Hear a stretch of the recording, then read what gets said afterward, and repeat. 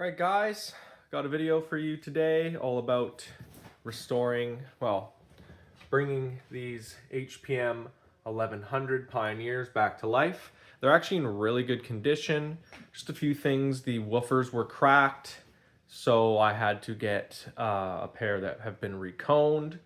If you know anything about the HPM-1100's, they have a graphite cone that's notorious for always being cracked and broken.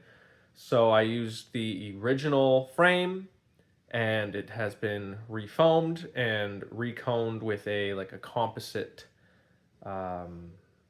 material cone. Anyway, I'll get to that. I'll show you the woofers and get started on this project. All right, and here are the woofers. As you can see, kind of like a composite plastic kind of material. Brand new foams, but it is the original Pioneer woofer. There's the model number there. I didn't want to put some sort of aftermarket woofers or something different in there because the HPM 1100s are a very rare and sought after speaker, so wanted to have it as original as possible but also in good condition. And sadly, if you guys watched my previous video when I picked these up, the cones had some pretty serious cracks in them, so this was the best route. So I will get these set up and get them installed.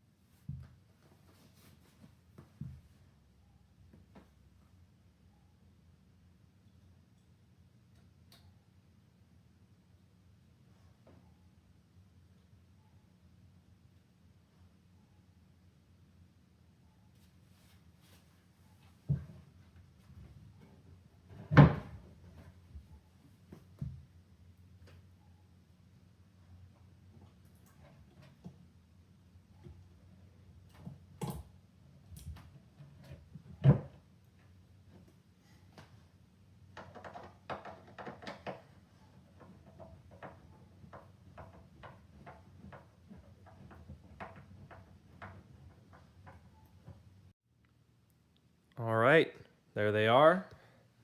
Both speakers have their woofers put in. They actually look really good. If I haven't mentioned yet, I am putting these up for sale. Regretfully, they're super cool. I would love to keep them, but I have too much stuff. Too much stereo. And these deserve a home where they're going to get used in a main system, not just collecting dust. So I'll clean them up best I can and get them to a new home and hopefully very happy owner. All right, so woofers are in, and the next part is we're going to clean these cabinets a little bit. Just going to use some Watco Danish oil and some triple aught steel wool. These cabinets are in really good shape, actually. Just a few surface scratches, nothing too crazy. And that one actually is in even nicer shape, less marks. So it's not going to take too long, just a quick little cleanup, and they should be good to go. Okay, so we're going to apply some of this Danish oil. I do it pretty simply. Basically just get your steel wool, put it like that into the steel wool, get it saturated, and then just go with the grain. A lot of people use Howard's Restore Finish for this.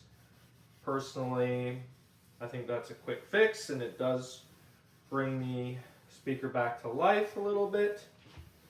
And for a speaker like this and the condition it's in, probably work fine. But if you're going to sand down the cabinets and really put in a ton of work on getting the grain back, I would recommend using an actual oil like Mohawk or Watco and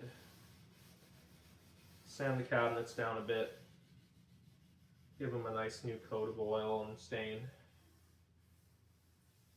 But these are actually in really good shape, so we're just going to do a little touch up, get that wood hydrated again, fill in any little cracks, scratches. Now you just get a cloth, a dirty rag that you don't care about, of course. Just wipe off the excess, or excess, I believe that's what I meant to say. Now, show you. Here's original. Not too bad a condition, but you know, some scratches and whatnot. There's brand new, oiled and hydrated. You can see where there was a scratch there. Filled it in a little bit. But overall, you know, really good shape considering the age of these speakers. If, you know, that's the biggest damage they have, you're pretty lucky to own a clean pair like this.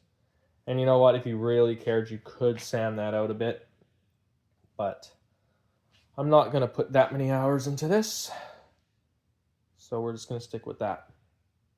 Now I have to basically repeat that process for the sides and then on the second speaker. So I'll get doing that and tune in with you after. All right, the Pioneer HPM-1100's are done being oiled. They look fantastic. In fact, they pretty much look brand new. I am the second owner of these. I got these from the original owner. And if you remember in the video I did getting the Polk speakers, these actually belonged to the head of the Vancouver Symphony Orchestra. Very cool history on these speakers. I have a video about that story and the history. So if you're interested in checking that out, maybe I will put it at the end of this video. All right, now that the speakers are oiled, the woofers are installed, I'm just going to give them a quick cleanup and dust, and then hook them up, give them a good run, see how the woofers are working, and put the grills on and start taking photos to put these up for sale. As you can see, these are the original grills with the original cloth. Just look at how good shape this is. You don't see these speakers in this condition very often, so this is a rare opportunity for me to get them on film, document them, enjoy them, listen to them for a bit here, and, you know, hopefully find someone who's always wanted these and give them a new home where they will be enjoyed. All right, guys, they are finished.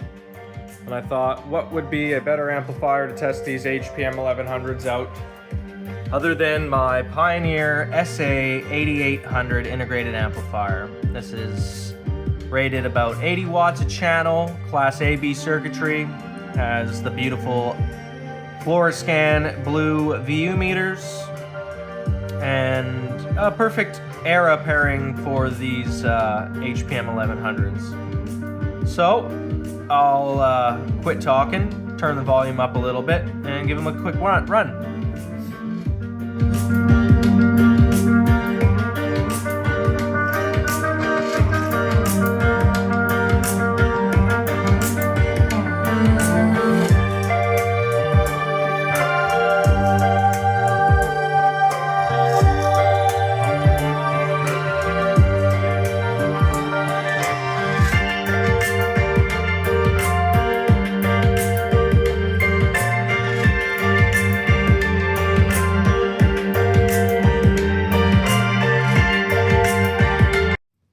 Alright guys, I thought I'd end this video with a brief history of Pioneer's HPM series and kind of what they were all about. In 1975, Pioneer kind of hired an ex-JBL designer, and I guess you could say kind of scooped him and stole him. And Pioneer basically wanted to beat JBL's extremely successful L100 Century speaker, the famous one from the Maxell commercial with the guy being blown back in the chair. I'll put that image up right now. So basically Pioneer wanted to outperform that speaker, so who better to build a speaker that's better than someone on the team who built that speaker. So that was the birth of the Pioneer HPM-1100. I'll put a picture of that speaker up right now. And that was made in 1975. That speaker was so successful for Pioneer and is still Pioneer's probably most sought after speaker ever. So successful that even 5 years later, in 1980 to 1982, they continued to make the HPM series, and this is the 1100. The main difference between the 1100 and the 100 is the cabinet's a bit different. The woofer is a 15-inch woofer instead of a 12-inch woofer. The mid-range is a kind of a composite material instead of a paper cone. The tweeter is actually extremely similar, and the super tweeter is a bit larger and a bit different design than the original HPM-100. But they share some similar DNA. Personally, I think the 1100 is a better sounding speaker, but the HPM-100 definitely has higher quality construction. The components, mainly the cabinet, all the potentiometers, they're metal. This is all plastic. You got to remember, these came out in 1980 to 82. A lot of companies started using cheaper materials and kind of cutting corners. Not that these are built low quality, but just compared to the earlier HPM-100 model, that's the difference I noticed the most, and that would be the construction quality and the component quality. But I mean, with a 15-inch woofer and 4 drivers here, they sound fantastic. So anyway, thanks for tuning in. I appreciate it as always. If you enjoyed the video, please give it a like. If you're new here, please give a subscribe if you like the video. And I'll continue doing fun videos on vintage electronics and collectibles such as these Pioneer HPM-1100's. See you later.